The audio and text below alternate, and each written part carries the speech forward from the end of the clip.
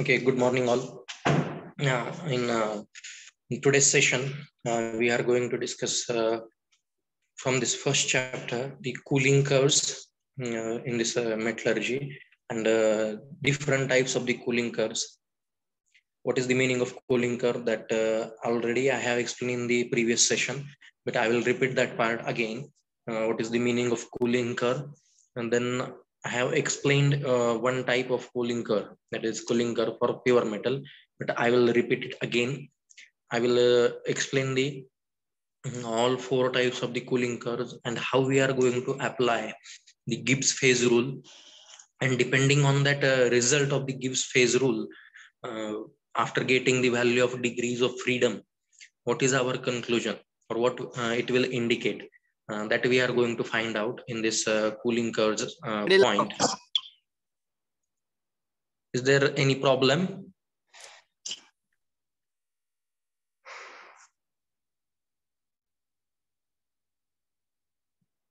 Okay, don't make noise and don't try to disturb this session. Okay, as this is a recorded session, if you are creating any problem, it will get recorded, and after that necessary action will be taken. Okay, don't disturb unnecessarily. If you are having any queries, you can ask me directly. Okay, now we will start this. The point is there is someone has.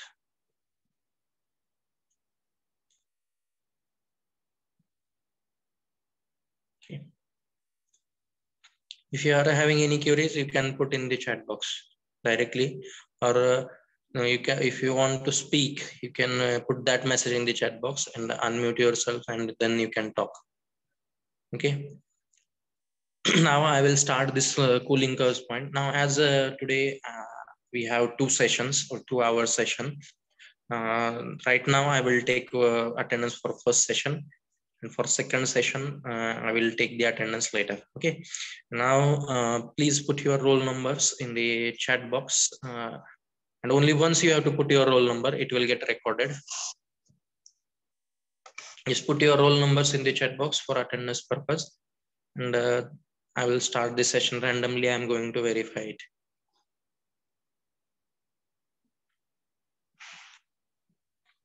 Okay, and simultaneously I will explain this cooling curve as this part I am repeating for you. Simultaneously put your attendance. I will explain this part. Okay, what is the meaning of cooling curve? Now, when suppose any metal or alloy is there, and if you take that metal or alloy, and if you are providing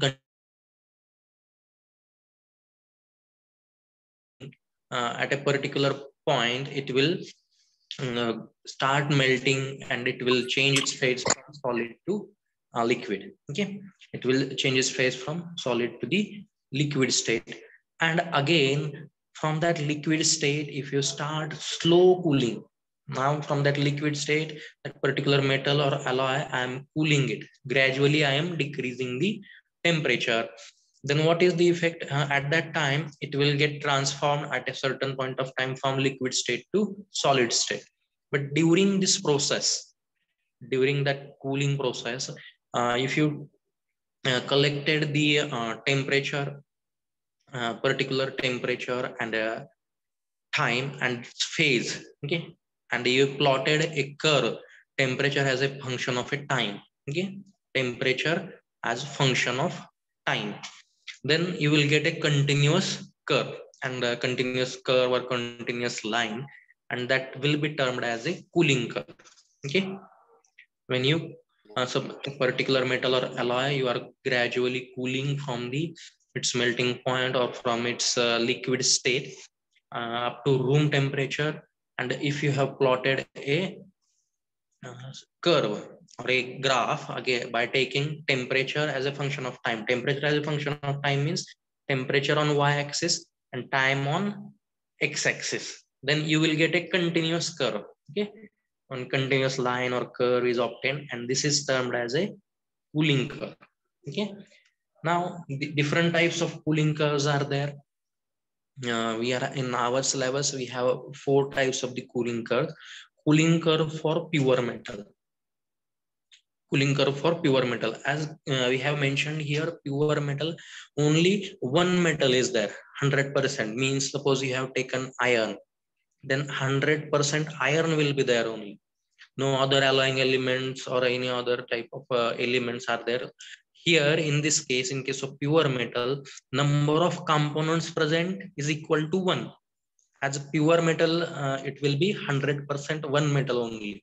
Means number of components present 1. For example, iron, then 100% iron. In that case, element number of components or elements present is equal to 1. Then the next type of the cooling curve is a cooling curve for binary solid solution alloy. Third type is cooling curve for binary eutectic alloy. And fourth type is cooling curve for binary off eutectic alloy. Okay, solid solution, this concept already I have explained in the previous session, what is the meaning of solid solution and its different types. Then the new term here is binary solid solution alloy. What is the meaning of binary solid solution alloy? Binary solid solution alloy means a solid solution which consists of a solid solution which consists of two elements. Binary means two. Okay, it indicates two. Means that is solid solution alloy having two elements. Here in this case, well, number of elements present in the system will be equal to 2. That is C, value of C. In case of pure metals, as it indicates pure metal, 100% only one element will be there or one component will be there. Value of C is equal to 1. Then in case of binary solid solution alloy or binary eutectic alloy, binary off eutectic alloy, binary indicates the word 2. Okay, two elements are there. For example, iron and carbon. If suppose you have considered any alloy, then iron and carbon. Iron is one element, carbon is second element. Another example will be copper and nickel system. Then copper will be one element and nickel will be another element. Like this, binary indicates the word 2. Okay. Then what is the meaning of this eutectic and off eutectic alloy? That I will explain with the help of some examples in the later half of this lecture. Okay. Now one by one we will discuss the cooling curves for pure metal. What is the nature of the cooling curve for pure metal? What is the nature of cooling curve for binary solid solution alloy? And for binary eutectic alloy, binary off eutectic alloy. First, while explaining any cooling curve, you have to draw the curve related to curve. Okay. Suppose they have asked you the cooling curve for binary solid solution alloy. Then you have to first draw the diagram of that cooling curve. Then after that, you have to explain that curve. In the first step, draw the diagram of that cooling curve, then explain the curve, how that curve is obtained, and how the cooling, while doing the cooling, what exactly happening. And after that, you have to apply the Gibbs phase rule by dividing that curve in different regions. You divide that curve and apply Gibbs phase rule, and depending on that Gibbs phase rule, you have to make some conclusions. Okay. Now one by one I will explain it. First we will see the cooling curve for pure metal. Okay, so this is the schematic representation cooling curve for pure metals. Okay, this is the diagram. Please draw the diagram.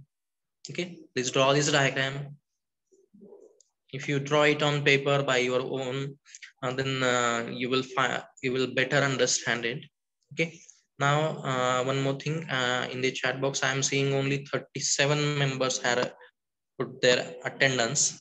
Those who have joined late, please write your roll number in the chat box for attendance purpose. I think 45 students are present.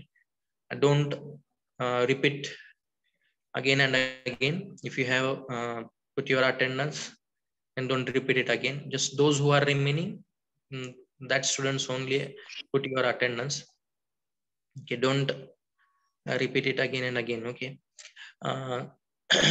Now I will explain this. This is the cooling curve, which Okay, now on your screen, you are able to see the cooling curve for the pure metal. So in the first stage, you have to draw the cooling curve for the pure metal. Okay, this is the cooling curve for pure metal. Now, first in the initial stage, you have to explain this curve, and after that, you have to apply the Gibbs phase rule. Okay, now in region now that cooling curve is divided or marked by some points A, B, C, and D. In this way, I have marked that cooling curve, and now in region A to B. Okay, this is the region. In region A to B, this metal, pure metal, is in liquid state only. Okay, here temperature is decreasing, but phase is constant. That is the liquid phase only. Then when temperature reaches at point B, freezing or solidification starts. Okay, when temperature reaches, I am doing the cooling. Initially, it is in, I have collected the pure metal, then I have heated it up to its melting point, then it goes in the liquid state, and after that I am cooling it. Okay, and during this gradual cooling process, I have drawn this curve. This is the cooling curve. Now in this region A to B, I have decreased the temperature, but phase will be liquid only. When that metal reaches at point B, freezing or solidification starts. Means from liquid it is transferring to the solid state. And at point C, this solidification or freezing process completes. Okay. During this region B to C, this metal, pure metal, is in liquid plus solid phase or state. Okay, liquid, some part is in liquid and some part is in the solid state. As freezing has started, some part is transferred into the solid, and some part is still remain to transfer. That's why in this state, particular temperature, it will be in this BC region, it is in liquid plus solid state. Then after point C, as at point C, freezing or solidification process has completed, below this point C, alloy will be in solid state only. Okay, temperature is decreasing, but its phase will, as it is already in solid state, it will remain in that solid phase only. Okay, now in this way, this is the description for this curve. Okay, in short, I will repeat it. In region A to B, alloy is in liquid phase only. At point B, freezing starts or solidification starts, and solidification completes at the point C.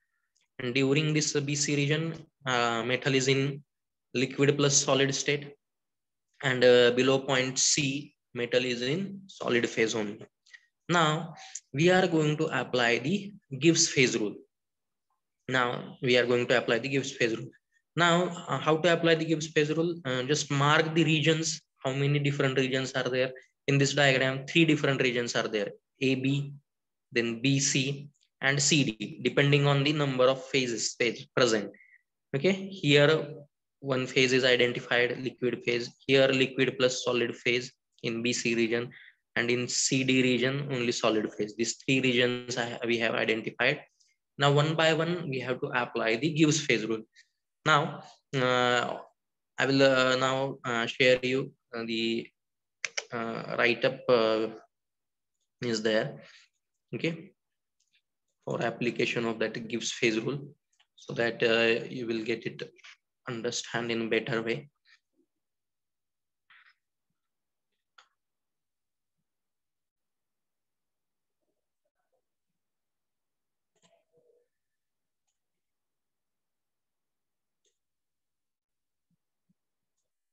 Okay.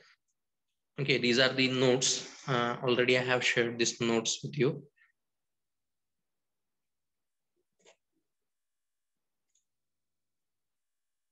Okay, now in this region A to B.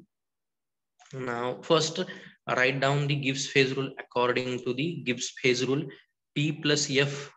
Okay, P plus F is equal to C plus 1. Okay, this is the our equation. Initial equation is P plus F is equal to C plus 2.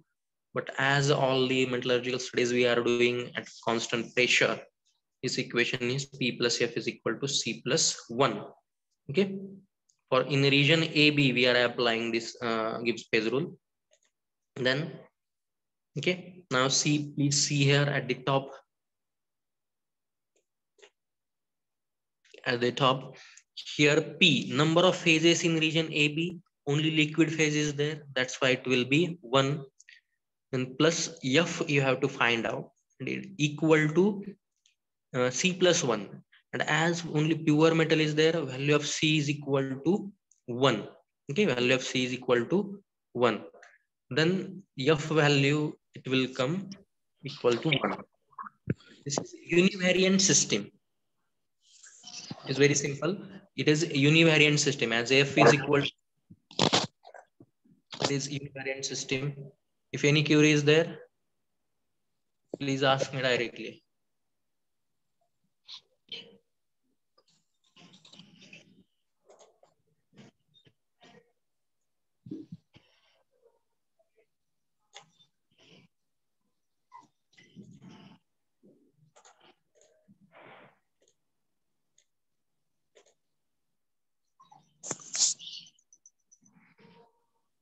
Khadke. Rahul Khadke. You are having Yes, any sir. query? No, Any sir. query? No, sir. Then unmute. Please mute yourself. Don't disturb. Okay, if you are having any query, you can ask me directly, or you can put that in the chat box also. Okay, now I will continue.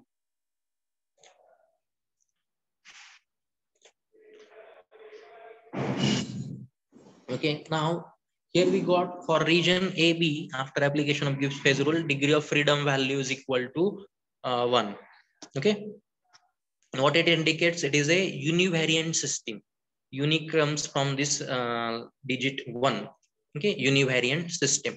Now what it indicates, F value is equal to 1, means you can vary any one parameter without changing the existing phases. Now in region AB, here in region AB, in this region AB, one parameter can be varied, and as it is a pure metal, composition is constant, then remaining parameter is temperature. Means you can change the temperature in this region AB without changing the phase. Whatever may be the temperature in this region AB, phase will be liquid only. Phase will be liquid only. That's what this F is equal to 1 indicates. Here I have written that F is equal to 1.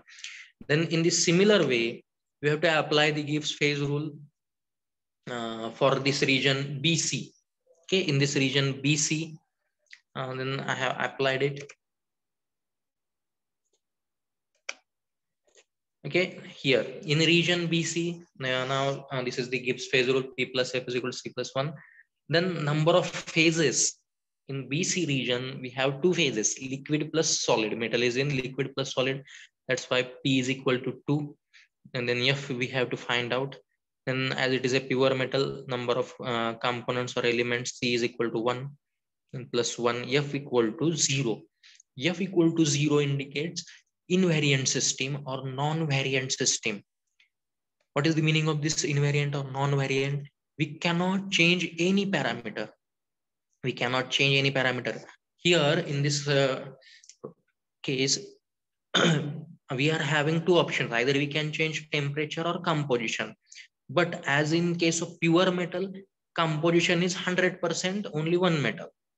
That's why that composition, changing the composition will get eliminated. Only we can vary the temperature. Now in first case, F is equal to 1 means we can change the temperature without changing the phases existing in the system. But in the second case, we got the value of F is equal to 0. What it indicates, if we change the temperature, phase will get changed.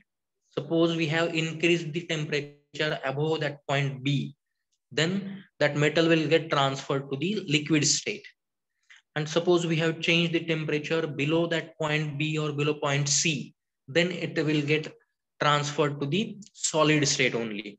Okay. Hence, here you can make a statement that pure metal, whichever pure metal is there, it solidifies or it has the constant melting point. Okay, this statement is made based on this cooling curve only. Any pure metal, it will solidify at a constant temperature, or any pure metal has a specific melting point. At the particular temperature, it will get melt, okay, or it will change the phase at a particular temperature only, and it is indicated by this horizontal line. Means temperature is constant, a particular point you will get. Okay, BC, horizontal line, constant temperature, means pure metal solidifies at a constant temperature only. Okay, this is the explanation for this or conclusion after applying the Gibbs phase rule in this BC region. Then similarly, I apply the Gibbs phase rule in region CD. Okay, in region CD, then P plus F is equal to C plus 1 is our Gibbs phase rule. Then in region CD, as a metal is in solid state only, one phase is there, P value is equal to 1. F we have to find out. As it is a pure metal, number of elements present is equal to 1, then plus 1, F is equal to 1. Then again in this region CD, F is equal to 1 means it is a univariant system, and what it indicates, as F value is equal to 1, you can change one parameter, and as composition is constant in case of pure metal, we can change only temperature. And if you change the temperature, it does not change the phases. In this region, whatever may be the temperature, phase will be solid only. Okay, so in this way, you have the explanation is done for this cooling curve for pure metal. Okay, I will means how to write. I will explain it within 1 minute. First, you have to draw this cooling curve. Okay, method will be same for all four types of the cooling curves. First, draw the cooling curve. Okay, you have to draw the cooling curve. Then divide the regions, identify the regions, then describe the cooling curve. Okay, in which region what is the phase, when freezing starts, when freezing gets completed, along with the phases in that particular region. And for each region, like we have applied here, Gibbs phase rule for region AB, region BC, region CD, and find out the value of degrees of freedom.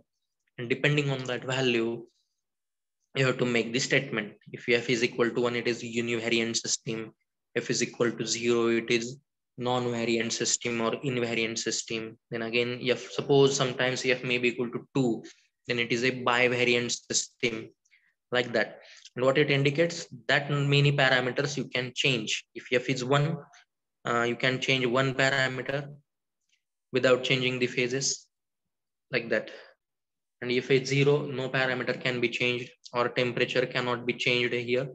In this case, we have only two parameters will be there in all types of cooling curves here, temperature and composition. But in case of pure metal, composition is constant. That's why only temperature. Okay, related to that you have to mention. Then the second type of the cooling curve is a cooling curve for binary solid solution alloy, and this is the nature of the cooling curve. Okay, I will provide you 1 minute here.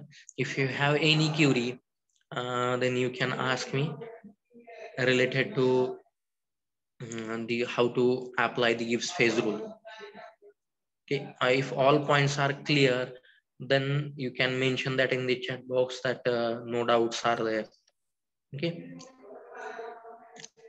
I will give you 1 minute's gap here. In that gap, please draw the diagram. Okay, diagram for schematic cooling curve for a binary solid solution alloy, and try to apply the Gibbs phase rule on your own, so that you will understand it better way. And if you feel any problem or found any problem, you can ask me. Okay, I will wait for 1 minute here, 1 or 2 minutes. I will take a pause, and I will run simultaneously. I will check your attendance now.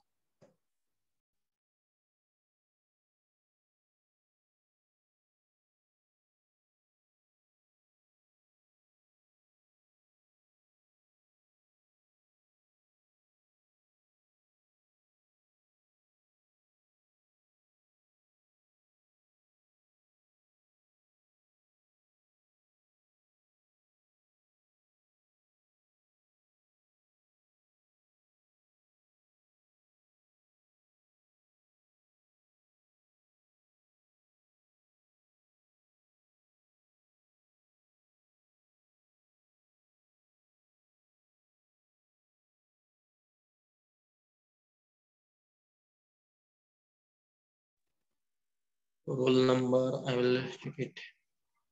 Roll number 45 is there.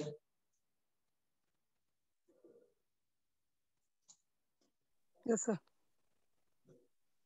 Okay. 27. Yes, sir. Okay. Roll number 63.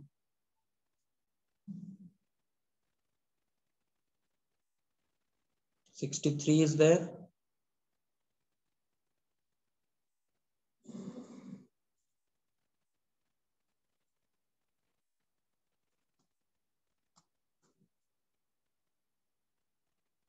Then 28. Roll number 28.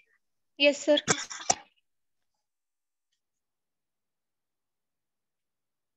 Then 53. Yes, sir. 53. 62. 62 or 66. Yes, sir. 66 present, sir. 62, sir. 62 is there. Sir, yes, sir. 66, sir. Okay, 66 is also there. No problem. 63 is there. Not provided. Yes, sir, present. 63. Okay.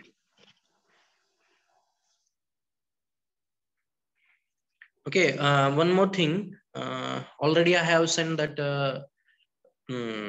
message in our group. Okay. As I'm your CC, I'm expecting you have to provide the replies, whichever form, Google Forms I am sending you. As per notifications in previous few days, lots of Google Forms I have sent you. Okay. But try to fill each and every form, because that data is you needed in for you only, and that I have to send to for the university work. Okay. So whichever Google form related to your vaccinations and all these things, that is very important.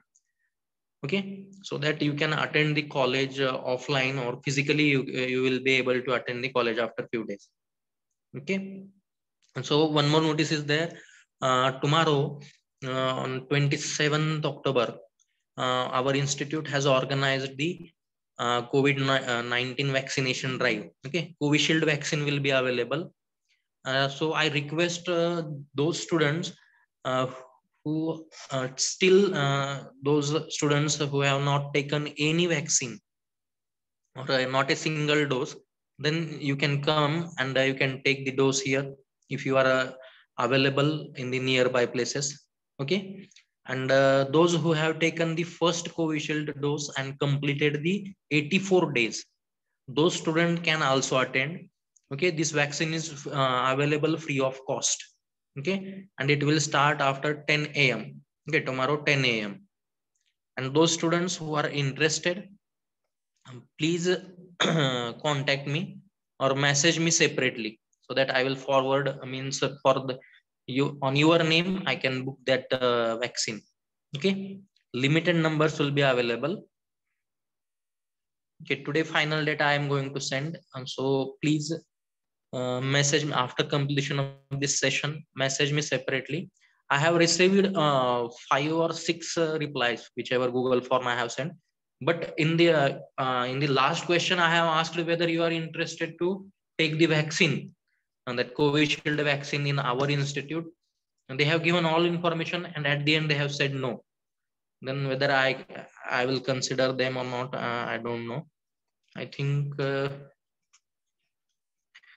Okay, now again I am requesting you, those who are eligible, means suppose you have not taken any dose yet or any vaccine yet for that COVID-19, then you can come and you can take that dose. Uh, and those students who have completed 84 days for that Covishield vaccine only. Okay, only Covishield vaccine will be available. So those students, please contact me separately after completion of this session. Okay, with your just send, or you can message me your role full name, roll number and contact number. Okay. Okay, if you are not having any query,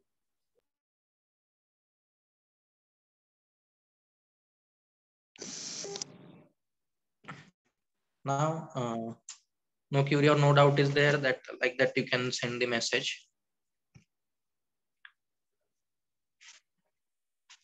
Okay, now I will explain it the next. This is the second cooling curve. This is the cooling curve for binary solid solution alloy. Now I will move a little bit with faster speed because already I have explained the one cooling curve in a very brief way. Just same procedure will be there. Whatever part is there of application of Gibbs phase rule, you have to do it on your own. Okay, very simple stages are there. Already I have shared you the study material sheet, whichever notes, okay, whichever handwritten notes are there. These are handwritten notes, okay, are already I have shared in the PDF form or PDF format that you can get it very easily from that study material link. All notes are available, handwritten notes as well as PPTs are also shared. Okay, now the Gibbs phase rule, cooling curve for binary solid solution alloy will be like this. Okay, this will be the nature of that cooling curve. Now in this region AB, that alloy is in a liquid phase only. Then at point B, freezing or solidification process starts, and at point C, this freezing or solidification process completes. Okay, and in this region BC, this alloy is in liquid plus solid phase only. And after this point C, as solidification process is finished, then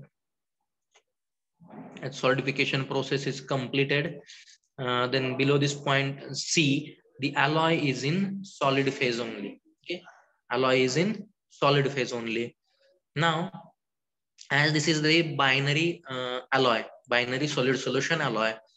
What is meaning of binary solid solution alloy? Here, two elements will be there, and that two elements will be completely soluble in each other in liquid phase as well as in solid phase. That's why only one phase you will get when they are in the liquid state, as they are completely soluble in each other. Only one phase will be identified, and when they get transferred in solid, then again they will be completely soluble in each other. That's why we will get only one phase, that is the solid phase.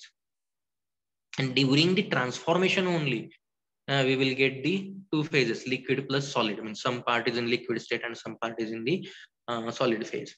Okay, here the value of C will be equal to 2, as it is a binary solid solution alloy. Two elements will be there. For example, you can say that copper and nickel. Okay, these are binary solid solution alloys and completely soluble in liquid phase and completely soluble in each other in the solid state also. Okay. Now, after explaining this, you have to divide the or identify the regions depending on the phases. Okay, AB, here liquid phase is there. In region BC, liquid plus solid phase is there. In region CD, solid phase is there. In this way, 3 regions we have identified. Now for each region, for region AB, for region BC, and for region CD, apply the Gibbs phase rule. Apply Gibbs phase rule here in region AB. I will show you that in the faster way. Okay. This is the binary solid solution alloy. Here in region AB, you can zoom it on your screen. If it is not visible on your own screen, you can zoom it and you can clearly see it. In this region, P plus F is equal to C plus 1. Here, number of phases, only one phase is there, liquid, and 1 plus F is equal to, here value of C is 2, as it is a binary solid solution, 2 plus 1, and F is equal to 2. This is a bivariant system. What is the meaning of bivariant system? Bivariant system means that here you can vary both parameters, temperature as well as composition. This F is equal to 2 means you can vary temperature also and you can vary composition. Okay, as here 2 elements are there, you can change the composition. And whatever may be the temperature or whatever may be the composition in this region AB, it does not changes the existing phases. And suppose you have changed temperature in this region, the number of phases remains same. That is only one phase and it is liquid. If you change the composition, again, it does not changes the phases existing in the system. That is the meaning of F is equal to 2. You can vary temperature as well as composition without changing the number of phases in the system. Then in the next phase, apply gives phase rule for region BC. Then you will get the value of F is equal to 1. And as here P value will be 2, as liquid plus solid states are there, you will get F is equal to 1. Now in this region, F is equal to 1, it indicates that you can vary any one parameter. Either you can vary temperature or you can vary composition. If you changed any one parameter, and then it does not change, means without changing the phase, you can change that parameter. But if you change both parameters, then it will change the phase. Okay, any one parameter you can change. That is the meaning of this F is equal to 1. And another important statement here, the freezing starts at one point and freezing completes at another point. Okay, in case of a pure metal, we have observed that freezing starts and completes at the same temperature. Okay, constant point here. But in case of this binary solid solution alloy, freezing starts at one point and freezing completes at another point. Means the solid solution alloys solidifies over a range of temperature.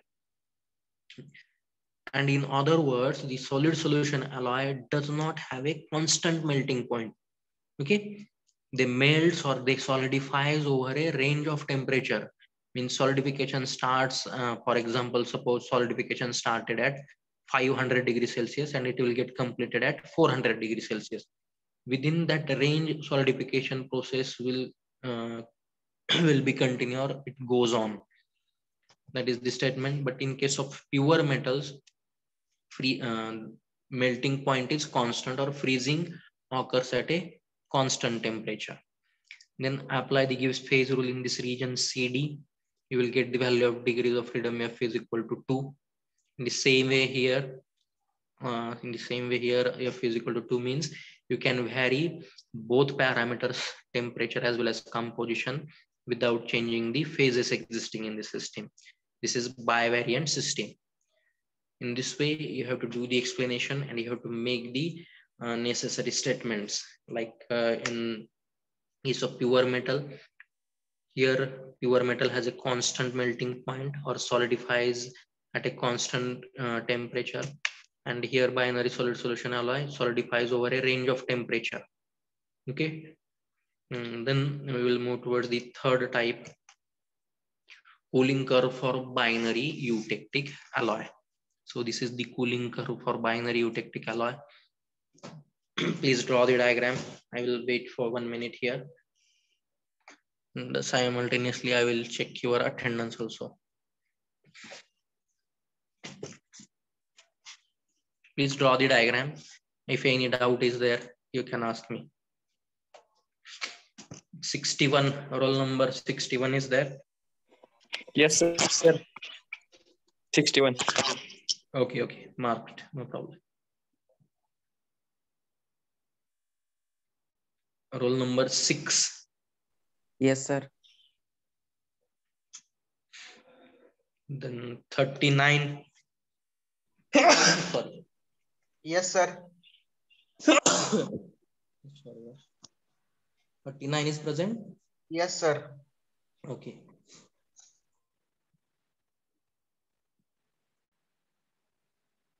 '53 already marked, no problem. Roll number 7.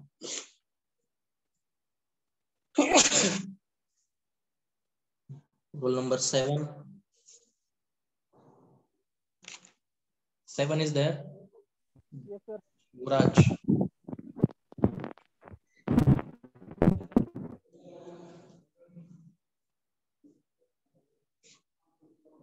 Then roll number 13. Yes, sir. 13, 35. Yes, sir. Okay.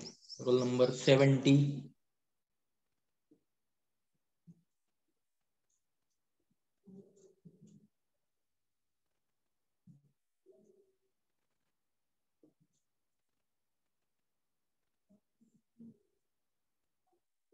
Roll number 70. Roll number 15.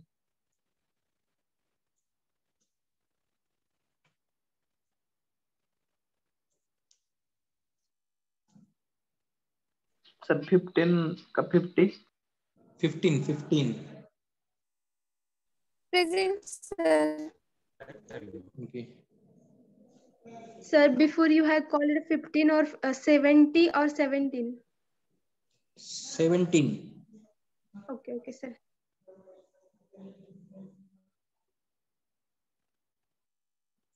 Before 15, I have called 70. Sir, 17. Yes, sir. Sir, 70 present. Okay.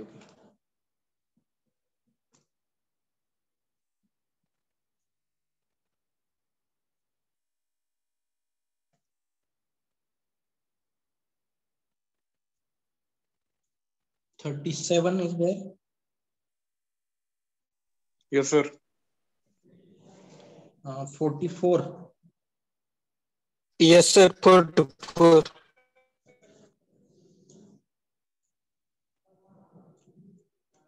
44. 48. Yes, sir. Present.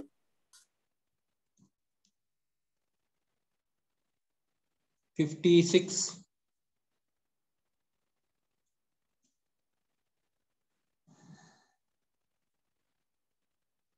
56. Balaji Pise.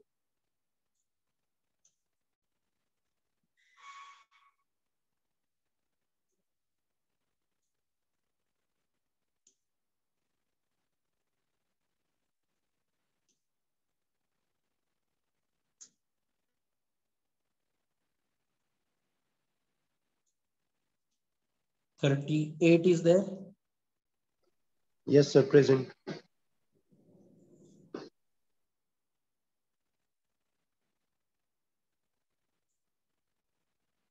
Okay, please draw the diagram. Please draw the diagram and apply that gives phase rule. Please make some practice on your own so that you will understand it in the better way. Okay, roll number 2 is there. Yes, sir. Okay.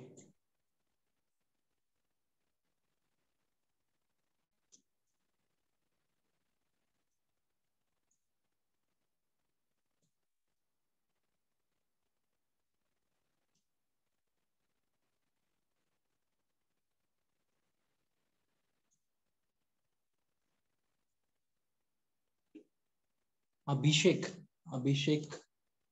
your roll number is not written here. Who is Abhishek?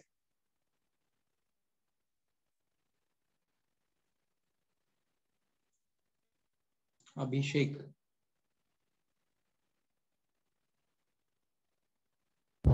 Yes, sir. Your roll number. Yes, sir. Huh? Tell me your roll number. 14. 14. 14.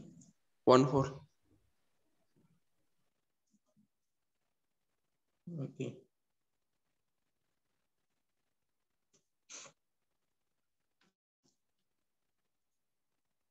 Okay, now I will explain it. If you are facing any issues, you can ask me or put that in the chat box. Okay, this is the cooling curve for binary eutectic alloy. Okay, now what is the binary eutectic alloy? First, I will explain that. Binary eutectic alloy means, here binary means 2 elements will be there, and this alloy will be completely, means both the elements, 2 elements will be there. Okay, and that 2 elements will be completely soluble in liquid state. Okay, when this alloy is in liquid state, only one phase will be there. Okay, only one phase you will be able to identify. And when it goes in the solid state, you will be able to identify 2 different solids. Okay, when in solid state, they are completely insoluble in each other. You will find 2 different solids having different morphologies or different structures. Okay,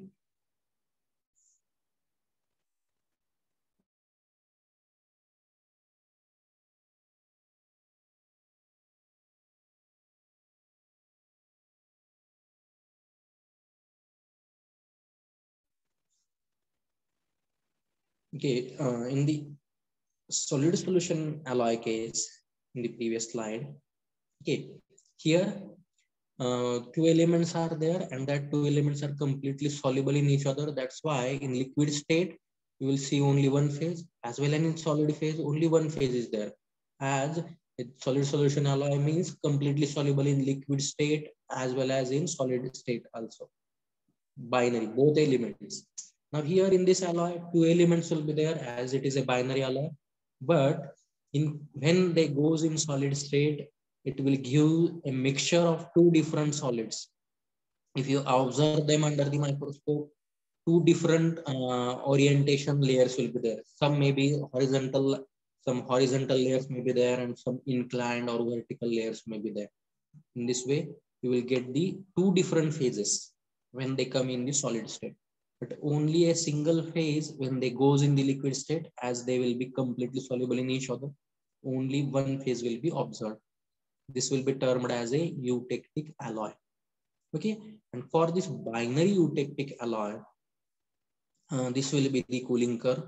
Now I will explain. This is the schematic representation of the cooling curve for binary eutectic alloy.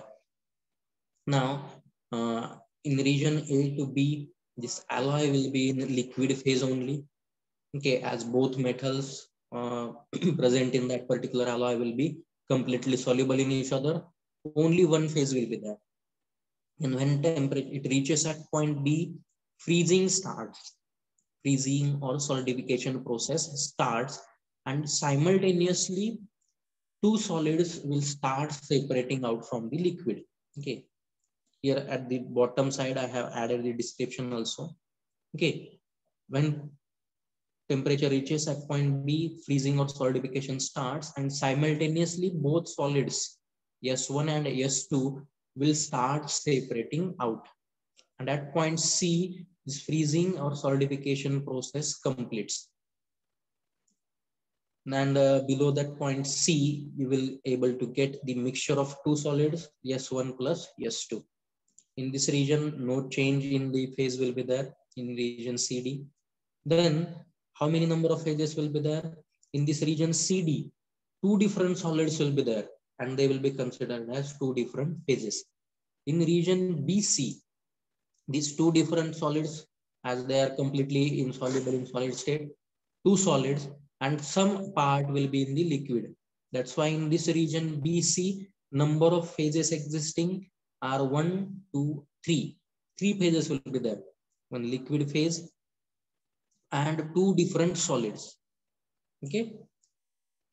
In this way, 3 phases are there. Value of P is 3 in this region BC.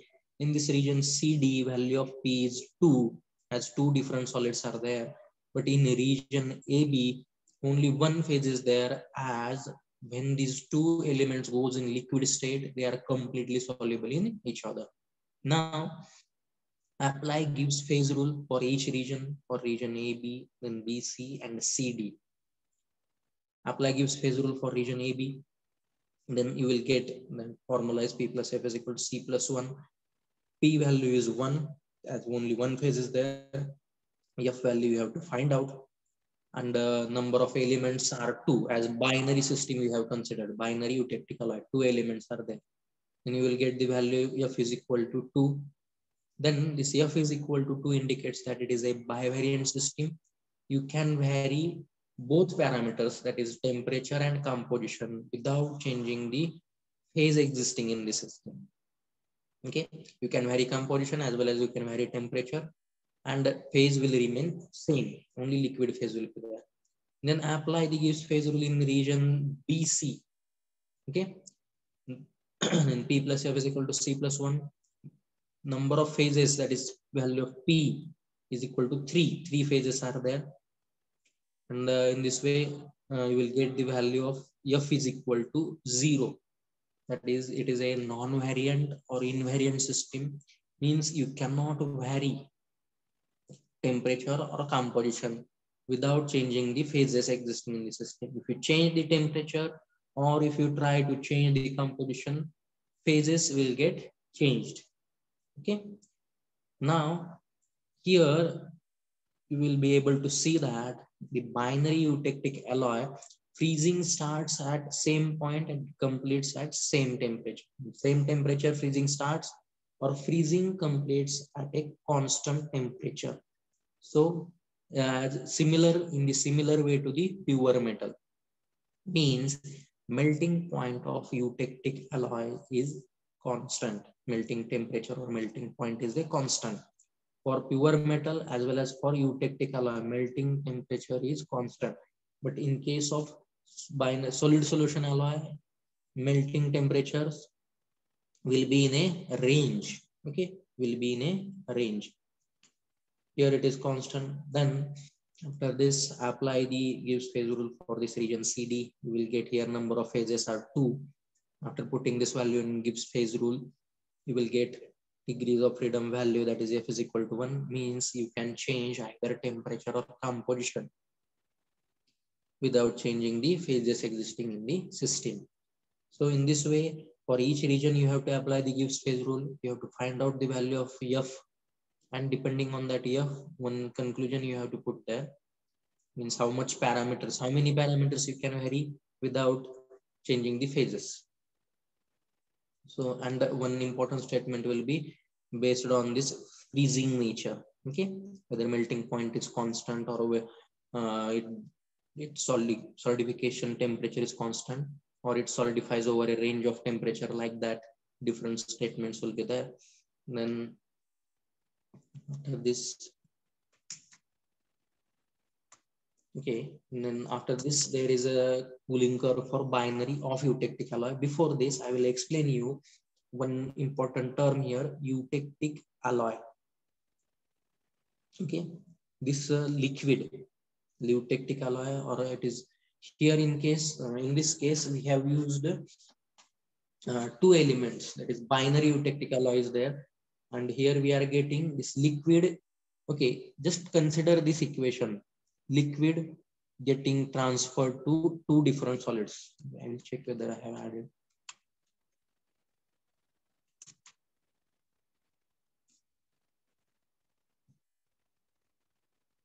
Okay, this liquid at a constant temperature is transferring to the mixture of 2 different solids. Okay, liquid at a particular constant temperature, it transfers to 2 different solids. This is termed as the eutectic alloy. Okay, this kind of alloy is termed as eutectic alloy. Okay, and this reaction, transformation reaction, is termed as eutectic transformation. Okay, I will show you with the help of these slides here. Okay, here it is visible on your screen. Okay, here you can clearly see this is eutectic transformation. Okay, liquid gets transferred to a mixture of 2 different solids at a constant temperature during the cooling process. And suppose you are doing the heating process from solid to the liquid, mixture of these 2 different solids will get transferred to the liquid. Okay, but that is another transformation. But as we are doing the cooling, when liquid get transferred or transform into mixture of 2 different solids at a constant temperature, then this reaction or this transformation is termed as eutectic transformation. And that alloy is termed as, okay, this mixture is termed as the eutectic mixture. Mixture of 2 different solids. This mixture is termed as eutectic. S1 plus S2. It is termed as eutectic. Okay, please try to listen it carefully. This wording is little bit difficult. Okay, but that wording will get repeated again and again. Try to understand it. Okay, this is the eutectic transformation. From one liquid during the cooling process, one liquid will get transferred to the mixture of 2 different solids. This is the eutectic transformation. And this transformation occurs at a particular temperature and a particular composition.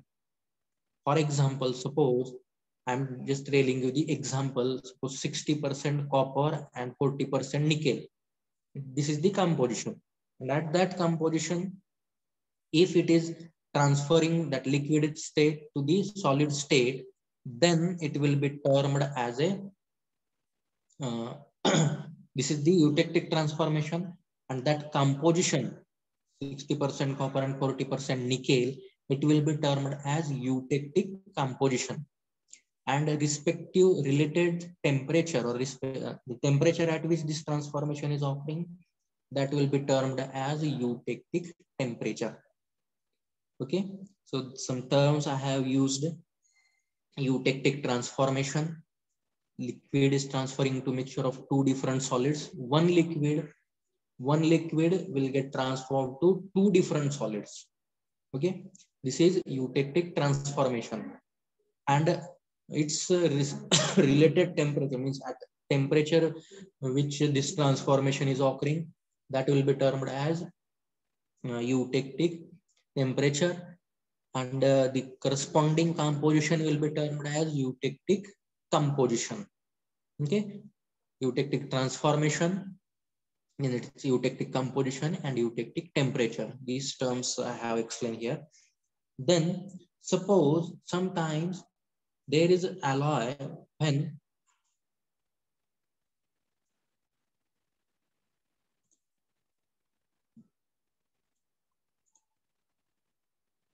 okay, this is termed as eutectic composition. But suppose this transformation is occurring, okay, if suppose the transformation is occurring at other compositions, except means so that particular we have mentioned the standard for that particular alloy. At this particular composition only the eutectic transformation will occur. But in some cases, this formation of the eutectic mixture or eutectic transformation will occur at other compositions also. Okay, at other compositions also, then that alloy will be termed as off eutectic alloy. Okay, off eutectic alloy. What it means? Okay, already I have explained this. Eutectic transformation occurs at a definite composition and it is termed as eutectic composition. But if this composition or this transformation occurring at some other points or other compositions, in simple way, if composition of alloy differs from eutectic composition. Okay, if composition of alloy differs from eutectic composition, then it is termed as off eutectic alloy. Okay, I have told you example that 60% copper and 40% nickel. But if composition is less or greater than that, then it will be termed as off eutectic alloy. Off eutectic alloy. And if that alloy has a composition less than the eutectic composition, and this less than is termed as hypo. Hypo means less than. That's why that alloy will be termed as hypoeutectic alloy. And if alloy has composition more than the eutectic composition, then it will be termed as hypereutectic. Eutectic alloy is there only, but hyper means more than. Hypo, meaning of the word hypo is less than and hyper is more than. Whenever a particular alloy has a composition less than its eutectic composition, then it will be termed as hypoeutectic alloy. And if alloy has a composition more than its eutectic composition, suppose I have mentioned 60-40. If composition is more than that, then that will be termed as hypereutectic alloy. If composition is less than that eutectic composition, then it will be termed as hypoeutectic alloy. Okay, and both these will be included under off eutectic. Okay, under off eutectic. Off eutectic means or the composition other than the eutectic composition. It will be termed as hypoeutectic alloy. Related corresponding alloy will be termed as hypoeutectic. And if composition is less than that particular eutectic composition, it will be termed as hypoeutectic alloy. And if composition is more than more than the eutectic composition, then it will be termed as the hypoeutectic alloy. Okay, and this for this particular off eutectic alloy, the fourth type of that cooling curve is based for the binary off eutectic alloy. This is the nature of the cooling curve. This is the nature of cooling curve. Please draw this cooling curve.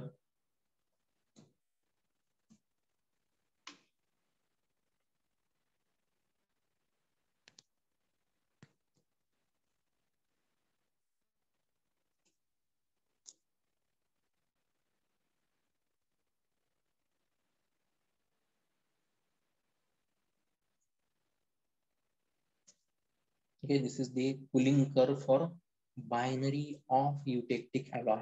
This is the cooling curve for binary off eutectic alloy. Now,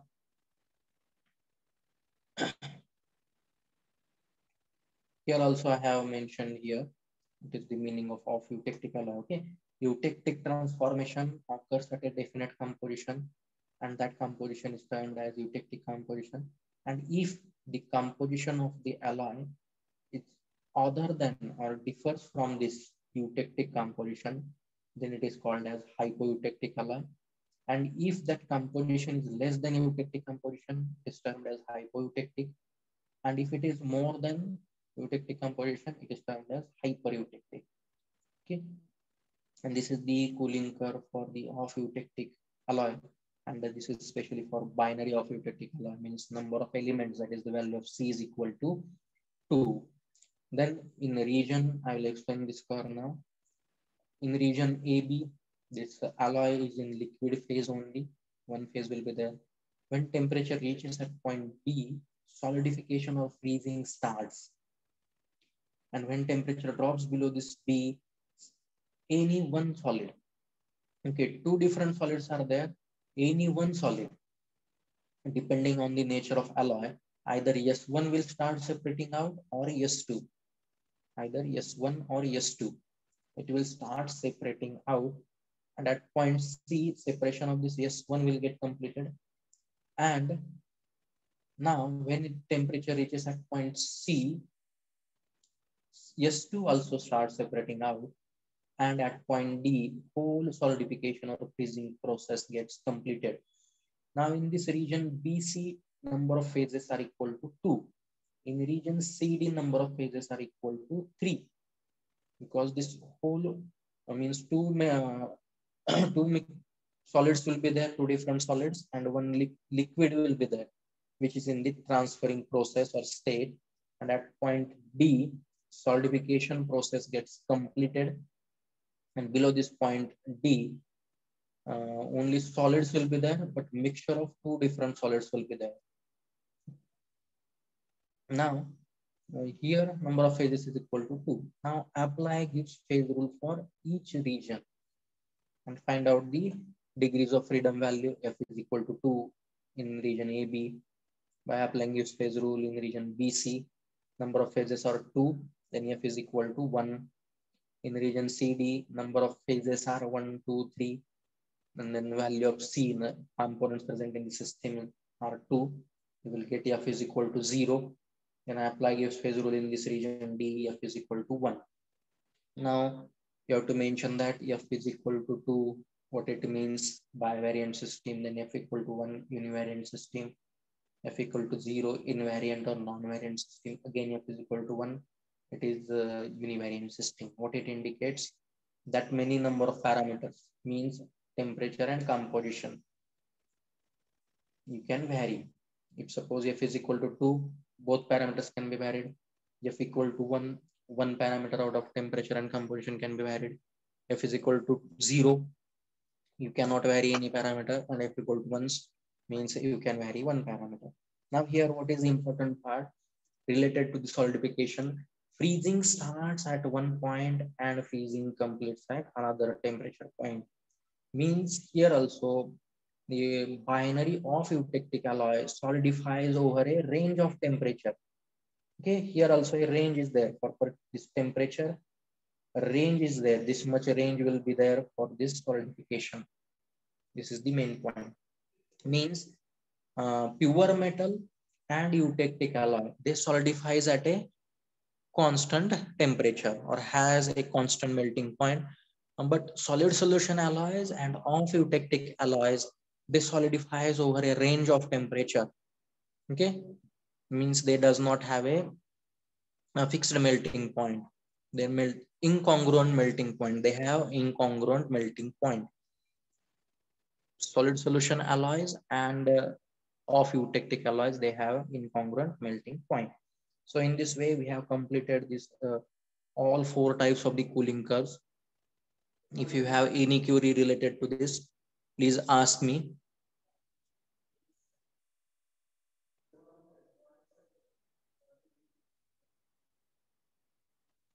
You can put that in the chat box. If you have any query, you can put that in the chat box related to the what is the meaning of cooling curve and how to apply the Gibbs phase rule for the any particular region in that cooling curve. Then what will be your conclusion? Then what is the meaning of eutectic alloy, off eutectic alloy, hypoeutectic alloy, hypereutectic alloy? If you are not able to understand any term related to this, please ask me.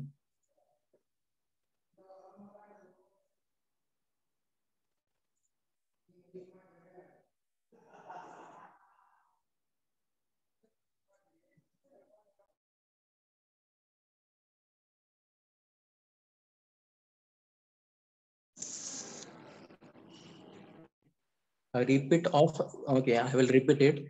I think this is little bit means this is little terming words are little difficult. I will repeat it. Repeat off eutectic alloy. Okay, for understanding this off eutectic alloy, you should first understand what is the eutectic alloy. Okay. Okay, first I will explain the eutectic alloy. What is an eutectic alloy? Liquid. Okay, I'm repeating this part. Please concentrate. This liquid will get transferred to a mixture of 2 different solids. Okay, liquid will give you 2 different solids. This transformation is eutectic transformation. Okay, from this liquid we are getting at a wait, I will show you the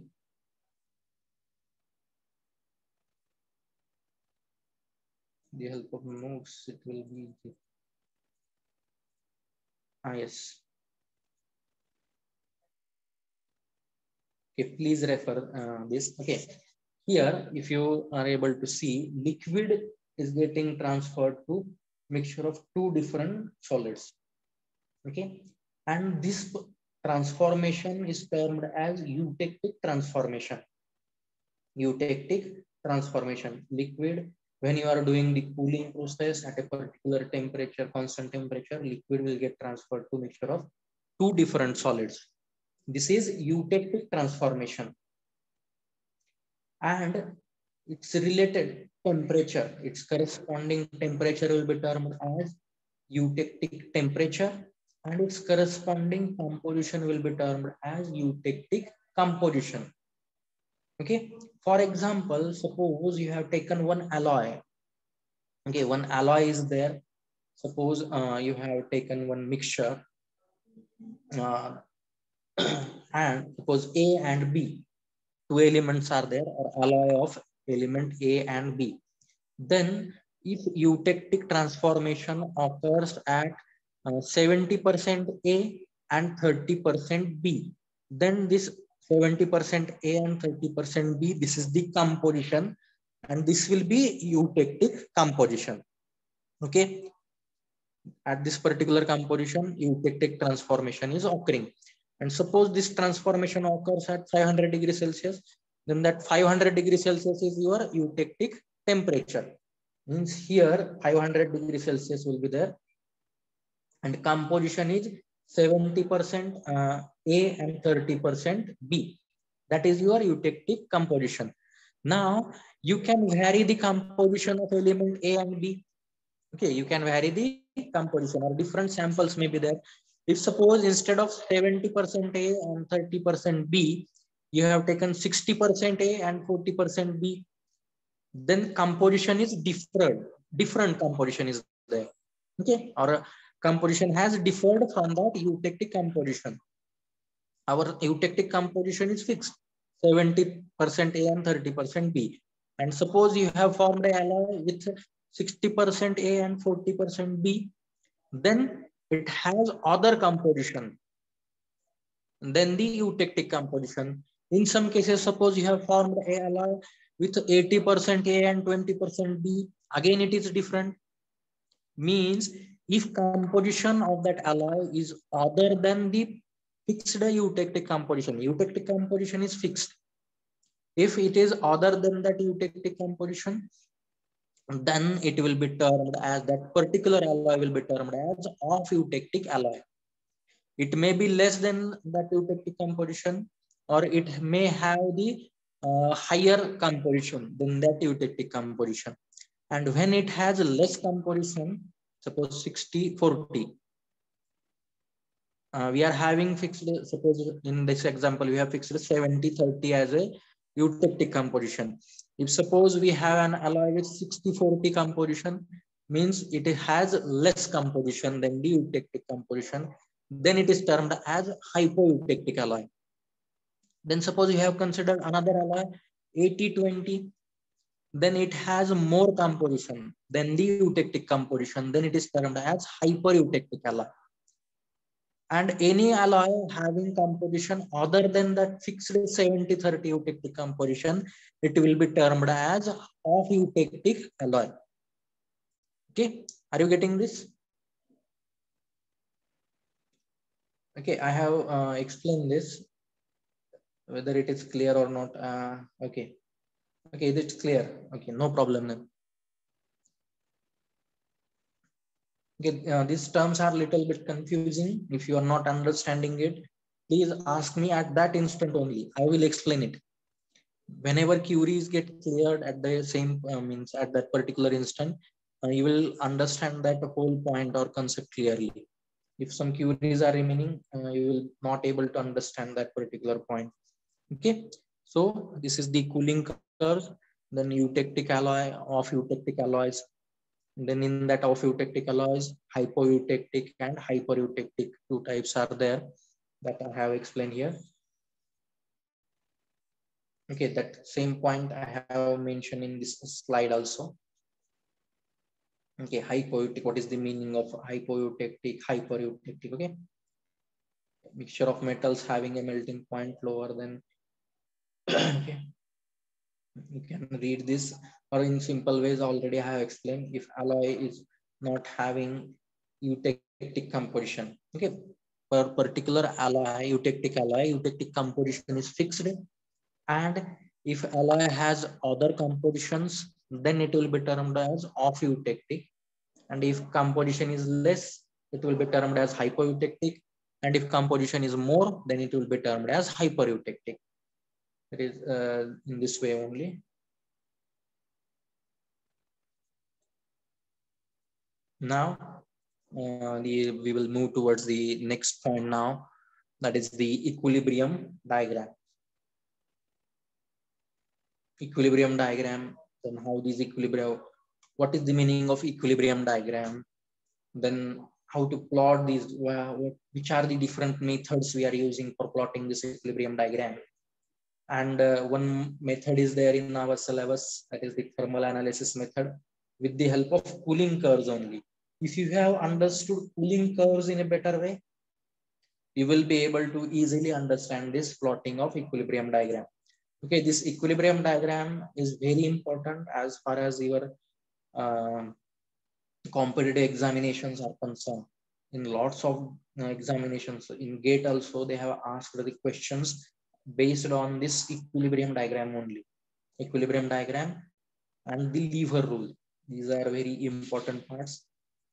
Lots of times they have asked the questions in GATE examination based on this lever rule only. This is the lever rule. How to calculate the exact amount of phases, amount of solid phases and amount of liquid phases using the lever arm principle or applying lever rule principle. on the given equilibrium diagram. First, you have to understood how to the equilibrium diagram is plotted, and after that we will move towards that lever rule. Okay, now this is the first. I will explain you the equilibrium diagram. What is the meaning of equilibrium diagram? Okay.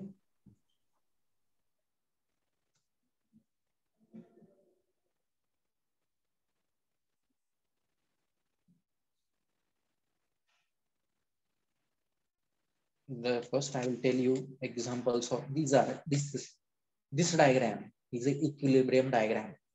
For different alloys, equilibrium diagram is different. This is one example of equilibrium diagram. You can just refer the diagram. The remaining part I will explain it later. This is isomorphous system or one type of equilibrium diagram. And this is another type of equilibrium diagram. This is another type of equilibrium diagram. Then what is the meaning of this equilibrium diagram? We will consider simple equilibrium diagram. Now, what is this equilibrium diagram? The diagram which helps us to find out, okay, what is the use of this diagram? This diagram is used to find out exact number of phases, okay, exact number of phases present in a system. In case of any alloy for a particular composition, how much will be the amount of liquid, how much will be the amount of solid? Means exact number of phases and their amount we can determine with the help of this phase diagram at any given temperature, okay, at any given temperature and at any given composition. That will be termed as equilibrium diagram. Okay. Phase diagram is a diagram which gives you the phases existing in the system at any given temperature and at any given composition. That will be termed as equilibrium diagram. Now this equilibrium diagram on y-axis, that is on ordinate, temperature is plotted, and on x-axis, that is abscissa, this x-axis is termed as abscissa, y-axis is termed as ordinate. On ordinate or on y-axis, temperature is plotted, and on x-axis, that is abscissa, weight percentage of the element is plotted, that is alloying elements weight percentage is plotted. Here A and B are two elements, A and B, and here A is the parent metal and B is the alloying element. As we move from point A to B, here on this x-axis, weight percentage of element B is plotted. On x-axis, weight percentage of alloying element, and on y-axis, temperature is plotted. And at any particular temperature or composition, we will be able to find out phases. Then why this equilibrium diagram or phase diagram is necessary to understand it in well manner? Because this will help you to find out the phases present in the system. And when we are able to find out phases present in the system, depending on that phases only, we can determine the properties of that particular metal or alloy. Okay. From this diagram, we will get the phases present in a metal or alloy. Suppose alloy is there, iron and carbon alloy is there, that is carbon steel, plain carbon steels are there. Then first we will try to determine which phases are there, okay, and that we will get from phase diagram or equilibrium diagram. Then depending on that number of phases or which phases are present, from that phases only we will be able to determine the properties of that metal or that alloy. Okay, for example, we have considered the steel. Depending on the phases present in it, we can determine its properties. And depending on that properties only, we can decide its application. Okay, depending on the phases, first we should be able to find out the phases. Then with help of that phases, we will be able to determine the properties of that particular material. And depend from that properties, we can determine its application. So this is the use of the equilibrium diagram or phase diagram, to find out the phases existing in the system at a particular temperature and composition. And depending on that, we can decide its properties. And depending on its properties, we can decide its practical applications. This is one use. And another use is we can understand what is the effect or what phenomenons are occurring during the rapid cooling or heating of that particular alloy. Suppose if you have done rapid heating or rapid cooling, then what will be the phases, change in the phases? Means this will be helpful you to suppose some material is having more hardness, or suppose it is having more brittleness, means its shock resistance will be very less. Then now here I want to improve its shock resistance. To improve that shock resistance, we must perform some heat treatment. And to perform that heat treatment, we should understand that what exactly occurring in that alloy during the heating and cooling process. Depending on that, we can perform heat treatment. And after performing heat treatment, we will able to change the properties of that particular material according to our use or according to our need only. So this is the meaning of equilibrium diagram and its applications. Okay, what is the equilibrium diagram? I have explained you, and then its applications also I have explained you.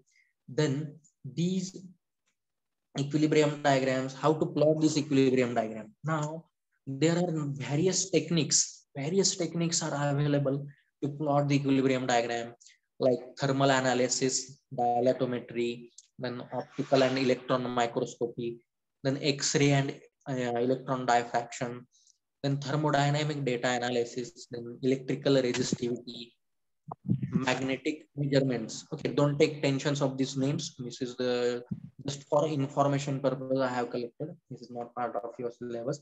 Just only one method. First one, that is the thermal analysis method. This thermal analysis method is in your syllabus. All other methods are available, but basically we are using this thermal analysis method. And this thermal analysis method uses or takes the help of cooling curve data. That's why I have explained you 4 types of the cooling curves used. Depending on that cooling curve only, for various compositions of the particular metal or alloy, we will first collect the cooling curves, and based on that cooling curve only, we are going to plot the equilibrium diagram. And this is done in the method that is termed as a thermal analysis. This thermal analysis method, it will use the data collected from the cooling curves for various compositions of metals and alloys. Okay, how it is used and how the equilibrium diagram is plotted with by using this thermal analysis method. Now that I will explain with the help of these diagrams. Okay, now when chart is there, I will explain it. Now what is this is the main method, thermal analysis, to plot the equilibrium diagram. And these remaining methods are generally used. Suppose after plotting a equilibrium diagram by this thermal analysis method, some ambiguities are there, or some errors are there, small errors may come. To eliminate that errors or small ambiguities, we are going to use this remaining methods. Okay, main method is thermal analysis, and this thermal analysis method uses the data collected from the cooling curves. Now to plot this equilibrium diagram, now here I will consider one example.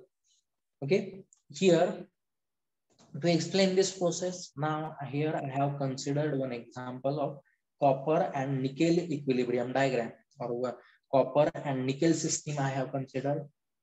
And for this copper and nickel alloy or system, I have considered taken different compositions of copper and nickel, and I have marked the sample numbers or material numbers depending on their composition.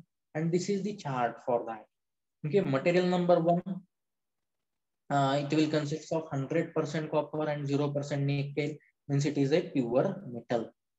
Then as we are moving from this left side to the right side, composition of nickel we are increasing and composition of copper we are decreasing. Okay, then 90% copper, 10% nickel, this will be our material number 2. Then 80% copper, 20% nickel, this is our sample number 3. Then 70% copper and 30% nickel. This is our sample number 4. 60% copper and 40% nickel. This is sample number 5. 50% copper and 50% nickel. This is sample number 6. 40% copper and 60% nickel is sample number or material number 7. And 30% copper and 70% nickel. This is material number 8. 20% copper and 80% nickel is material number 9.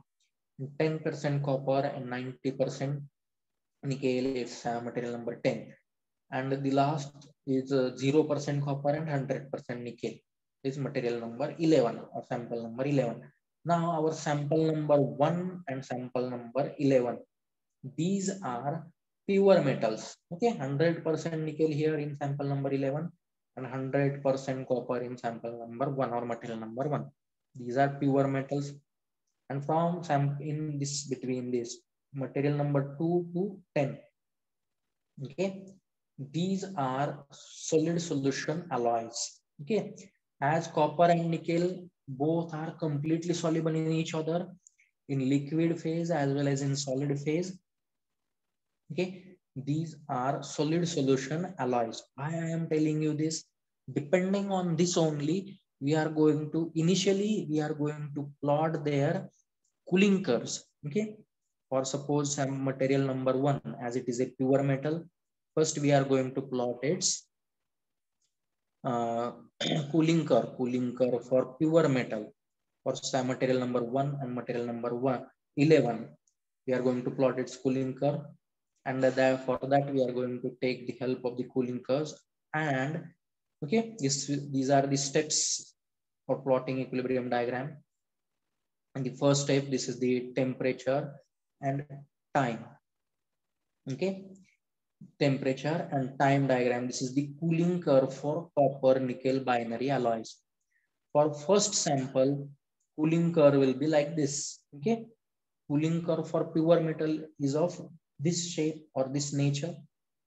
This is sample number 1 and this is sample number 11. Okay, here I have plotted that cooling curves, sample number 1 and 11. And for remaining sample number 2 to 10, as they are solid solution alloys, binary solid solution alloy, the nature of cooling curve will be like this. Okay, just plot that. From sample number 2 to 10, all will have this kind of shape or nature. Okay, material number 1 and material number 11, these are pure metals. Then draw the cooling curve for these pure metals. This is the cooling curve for material number 1. This is the cooling curve for material number 11. And draw the cooling curve for remaining samples from 2 to 10. Their shape will be like this. Okay, this will be inclined lines will be there. Then mark the temperatures. Okay, mark the temperatures. Okay, this is the temperature by L1 and S1. Now what is this L1? Okay, I will explain it here. This L1 means above this temperature, that metal or alloy will be in liquid phase. Okay, for this I will take help of the cooling curve only. Okay, this is the curve for pure metal. I have plotted this, and this point B, it will be L1, and this point C will be S1. Means above this point L1, that metal or alloy will be in liquid state, and that L1 point is termed as liquidus temperature. Then point C, this will be equal to S1. Means below this, that metal or alloy will be in solid state only. In the similar way for this solid solution alloy, this point B is nothing but, suppose for sample 2, L2, this will be point L2 and this will be point S2. Above point L2, alloy will be in liquid phase state only, and below that point S2, alloy will be in solid phase only. That L will represent the liquidus temperature. Means above that point, your metal or alloy will be in liquid phase only, and the points indicated by letter S, that are termed as solidus temperature. Means below that temperature, that metal or alloy will be in solid state only. Okay, now with help of this curve, cooling curve of pure metal is used for sample material number 1 and material number 11. And this curve is used for material from material number 2 to 10. And these cooling curves are plotted as shown in this diagram, okay, in this way here. Now, so this is the temperature time diagram or cooling curve of the copper nickel system. Now, transfer this temperature time diagram to the temperature composition diagram. Okay, so this is our first diagram. In first stage, we will get this. This is plotting of the cooling curves for all samples. Mark the liquidus temperatures by L1, L2, L3 up to L11. Mark the solidus temperatures by S1, S2 up to S11. Then now we are going to transfer these temperature points and we are going to change this x-axis parameter. Now on x-axis, we are going to take the composition. Okay, nickel 10%, 90% copper, 10% nickel, 20% copper, 20% nickel and 80% copper. Like this, compositions will be there. Now for each sample, suppose first sample 100% copper. Now this L1 S1 temperature is constant as it is a pure metal. On this diagram, we will get a single point here. Okay, L1 and S1, single point we will get. Then for the next sample L2 S2, we will get 2 points. For this composition, 90% copper and 10% nickel, we will get 2 points, L2 S2. In the same way, L3 S3. Here I have plotted L4 S4, 2 points. For each composition, we will get 2 points as they solidifies over a range of temperature.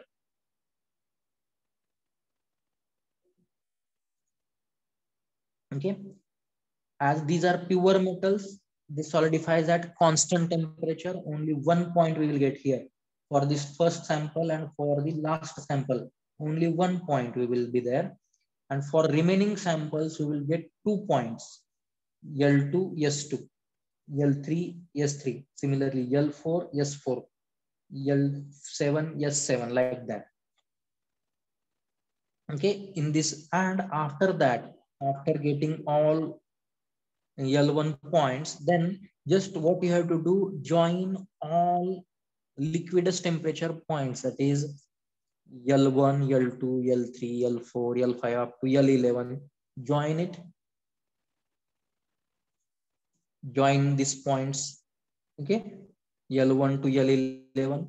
Then join all solidus temperature points from S1 to S11 by a continuous line. Okay, then you will get this kind of curve. Okay, then this line, this top line, is termed as liquidus line. Above this liquidus line, metal or alloy will be in liquid state only. Then this line, obtained by joining all solidus temperature points, it is termed as solidus line. And below this line, all metals and alloys will be in solid state only. And in between this region, metals or alloy will be in liquid plus solid state. So in this way, we have obtained a loop here, and this loop is nothing but a equilibrium diagram. Okay, this loop is nothing but a equilibrium diagram.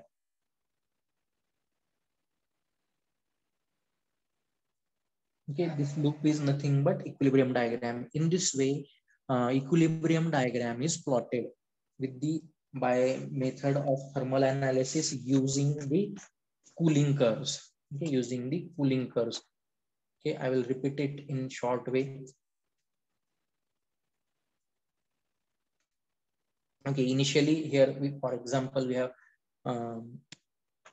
initially we have considered one alloy here. Okay, one system, copper nickel system we have considered, and we have considered different compositions as shown in this chart. And some material number 1 and 11 are pure metals, as 100% copper is there in material number 1 and 100% nickel is there in material number 11. And from sample number 2 to 10, these are solid solution alloys. Okay, these are solid solution alloys.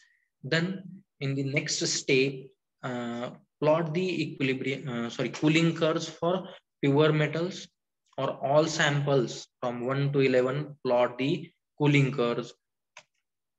Okay, in this way we have plotted the cooling curves by mentioning their liquidus temperature and solidus temperature. Liquidus temperatures are L1, L2, L3 up to L11. Solidus temperatures are S1, S2 up to S11. As sample material number 1 and 11 are pure metal, its shape will be like this. And from sample number 2 to 10, you will get this kind of cooling curve, as they are solid solution alloys. Then mark all liquidus and solidus temperatures. Now transfer this temperature time diagram to this temperature time diagram to temperature composition. On this axis we have taken the composition, and for this pure metals we will get a single point, as they solidify or melts at a constant temperature, or they have constant melting point. One single point will be there. And for a remaining sample number 2 to 10, we will get 2 points. Okay, like here L4 S4, then L5 S5, L6 S6, like the 2 temperatures for that particular composition. 2 temperature points we will get, as solid solution alloys solidifies over a range of temperature. Then join all liquidus temperature points to get the liquidus line, and join all solidus temperature points to get the solidus line. And this loop formed by joining these lines will be termed as a equilibrium diagram. So this is the equilibrium diagram, and this is the procedure to draw the equilibrium diagram. If you have any doubt in this plotting of equilibrium diagram method, then you can mention that in the chat box. I will try to clarify any query related to this. Okay, if any doubt is there, please mention that in the chat box. Or if all points are clear, then also you can put in the chat box that no doubts are there. I will wait for 1 minute here. Okay. Okay, other students, please provide reply. Only one student is replying. Other students, if you have any query, you can mention it. Okay, absent numbers. I think approximately 4. Okay, no problem.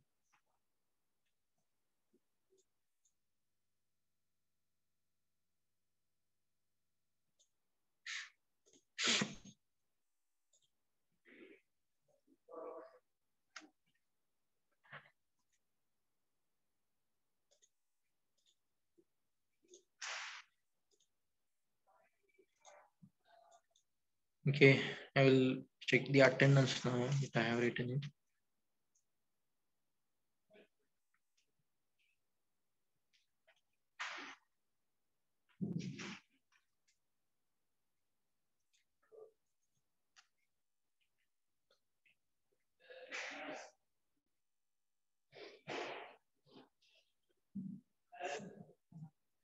Okay.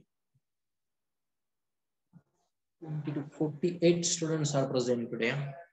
48. I will just tell you the absent numbers. Okay, I will put it after finishing this session on the group itself. We'll leave that part.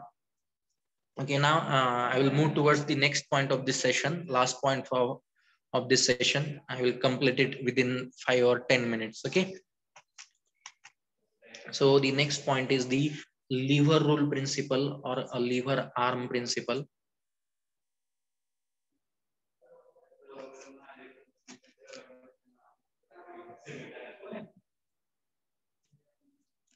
Don't put your attendance again and again. And if you have inserted given attendance one time in the chat box, I will collect it. It will get recorded. No problem.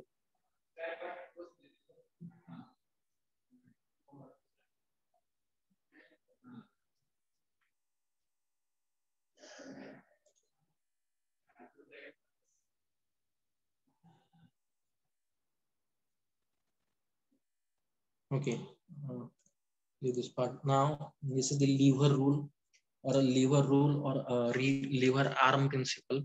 Now, what is the use of this?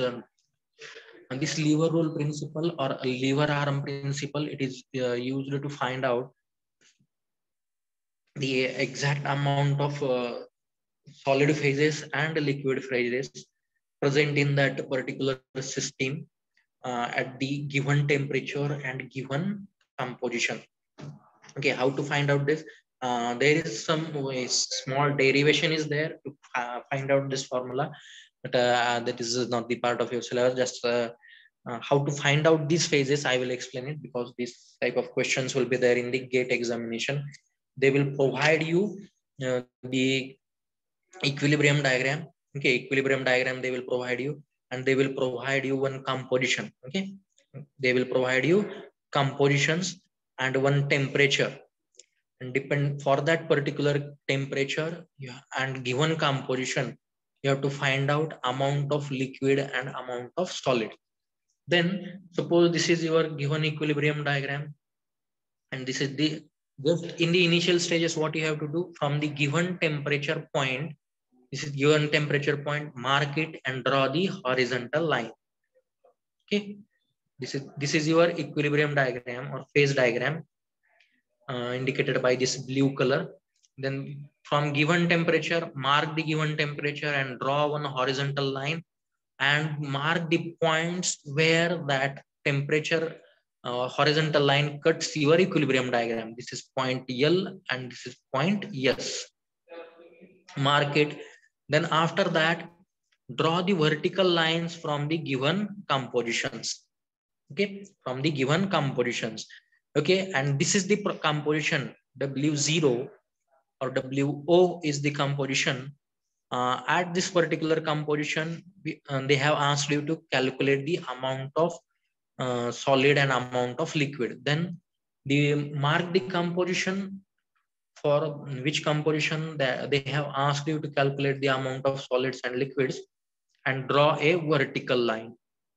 Okay, then that vertical line will intersect the horizontal line which you have drawn, that is LS line you have drawn from that temperature point. Okay, first draw this horizontal line, mark these points where it cuts the equilibrium diagram, and this will be your line LS. Then draw a vertical line, then it will cut that horizontal line at point O. Okay, now just we have to consider this line only, LOS line. LOS line. Now some terms are there. This line LS, this portion, this horizontal line LS, it is termed as tie line. Tie line, or this is your length of the arm. Okay, this is lever arm length or arm length. Simply this LS is nothing but your tie line or lever arm length, LS. And this point O, where intersection of this composition and given temperature occurs, this intersecting point, it is termed as fulcrum point. This is fulcrum point. This LS is the tie line or lever arm, and this O point is the fulcrum point. Now this O point divides this lever arm in two parts, that is LO and OS. Okay, LO and OS. Now already we have learned that this top line is the liquidus line, and this bottom line is solidus line. Below this, your alloy will be in the solid state, and above this alloy will be in the liquid state. Then you have to use this liquidus line.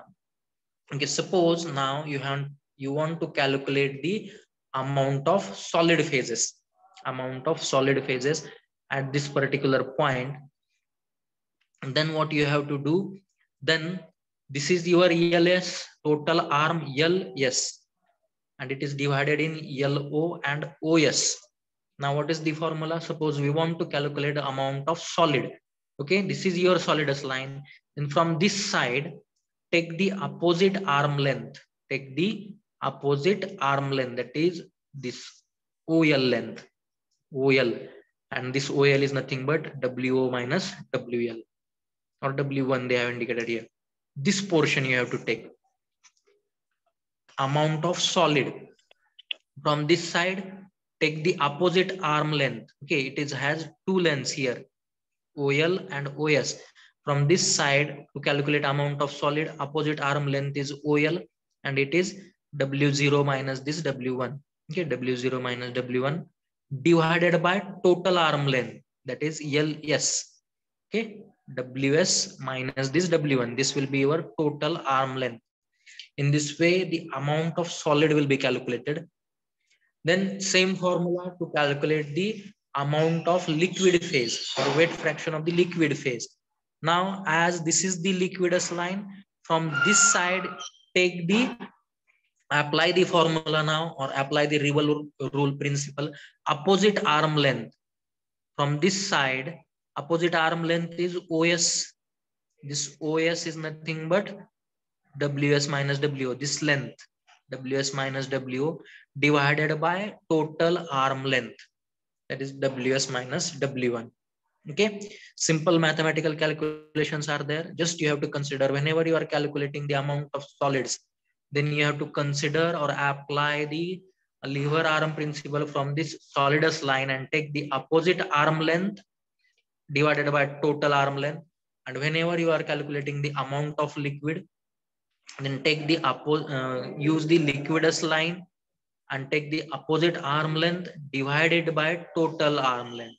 Okay, then you will able to get the total amount of solid phases present in that particular system and amount of liquid phases present in that particular system at the given temperature and at the given composition. So in this way, you can calculate it. If you are having any query related to this, please mention that in the chat box. I will wait for a few minutes here. If you are having any query, I will try to clear it here.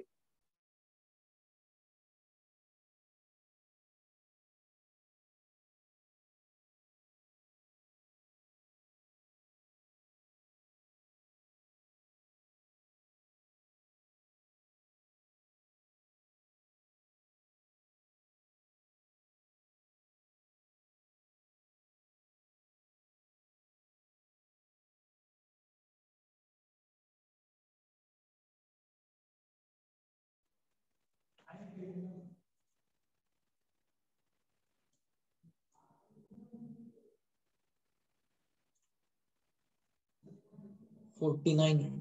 Okay. If you are having any query, 49 roll number is there. 49.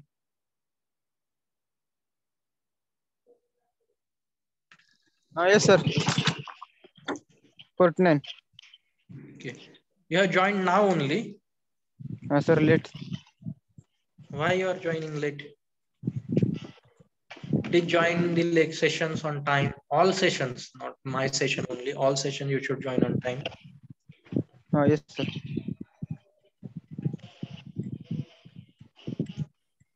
Okay, if you are having any queries, please mention that in the chat box, or you can ask me later also.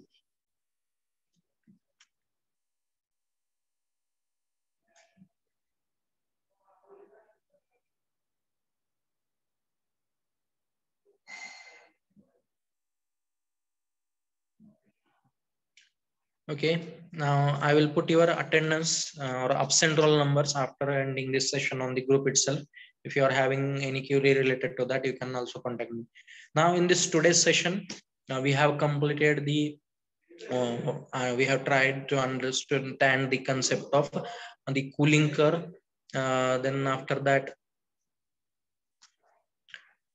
after the cooling curve, we have completed its different types of the cooling curve, then how to apply the Gibbs phase rule to that cooling curves.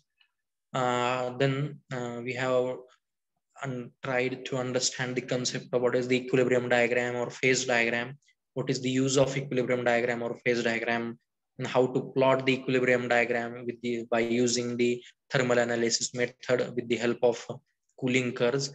And after that, we have understood the concept of lever arm principle or Reval rule principle, and how to calculate the amount of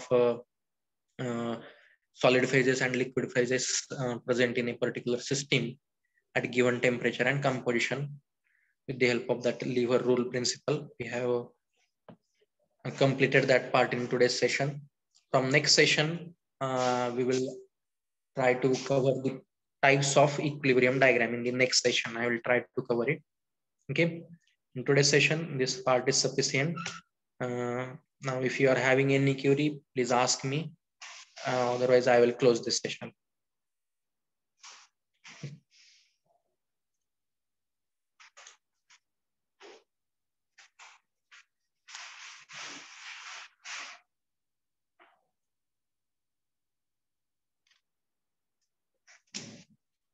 Okay, if you are not having any queries, I will close this session here only.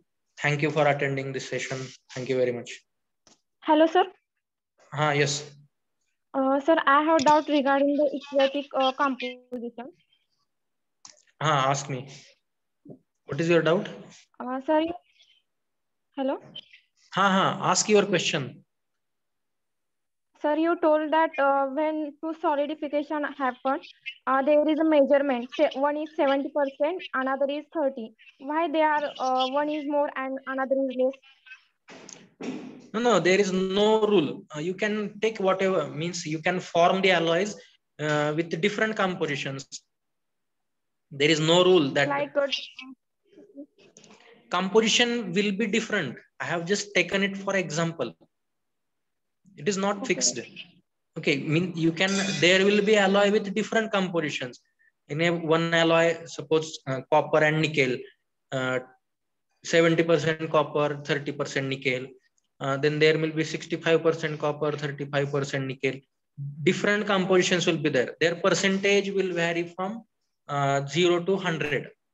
But combination of two will be 100. Total will come 100. And another question is, why they give equatic name of? Why?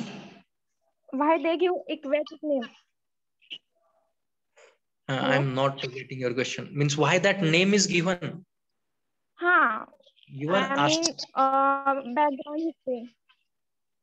Just it is a mixture of two solids. Okay, one liquid. From one liquid, we are getting mixture of two solids, and that two solids, they have formed different layers. And for that mixture of two different solids, they have given the name eutectic. Okay. Mixture of two solids is termed as eutectic. That's why that related alloy is termed as eutectic alloy.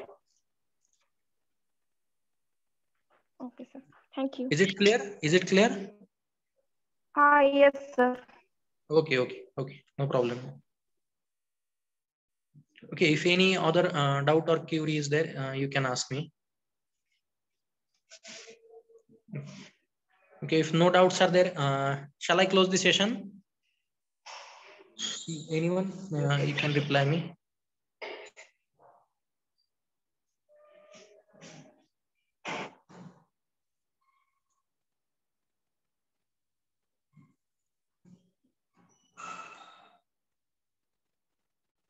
Okay, I think,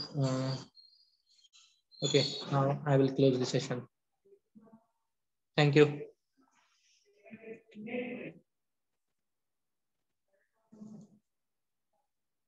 Okay, now you can leave and continue with your next session. Thank you for attending this session.